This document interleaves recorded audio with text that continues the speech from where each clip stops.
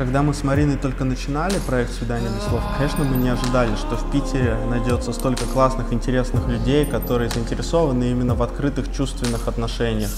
И пообщавшись с участниками, мы поняли, что люди хотят не только найти близкого по душе человека, но и испытать очень непривычные для себя эмоции и почувствовать, как это общаться с помощью глаз на невербальном уровне. И на самом деле для самих нас проводить каждую вечеринку – это просто колоссальное удовольствие, потому что к нам приходят необыкновенные люди.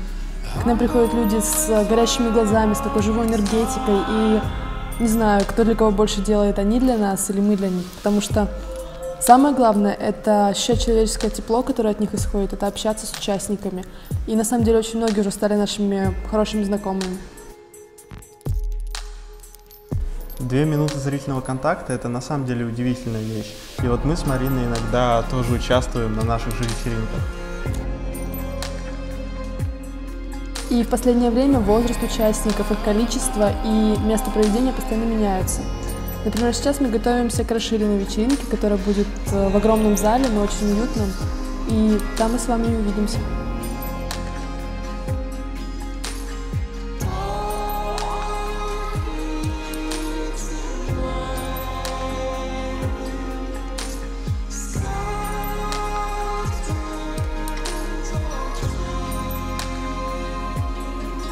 «Свидание без слов» очень интересная идея, на мой взгляд.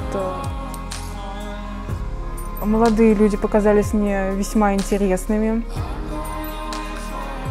У каждого свой характер, даже передается через глаза.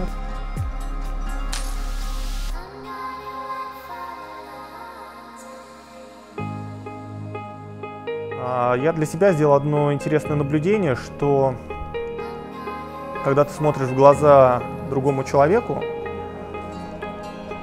если человек смотрит искренне, действительно, и открывает некую частицу своей души для тебя, то он становится очень красивым и интересным.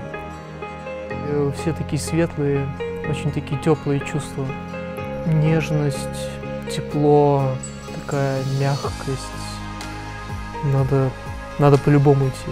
Это что-то такое стоящее очень.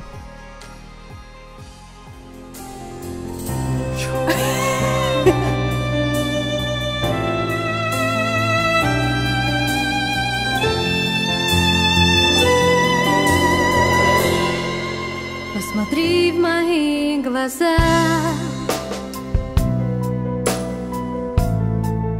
ощути, как сердце бьется. Посмотри в мои глаза. Спасибо вам большое, ребята. Это очень-очень-очень классно, то, что вы делаете. Просто супер.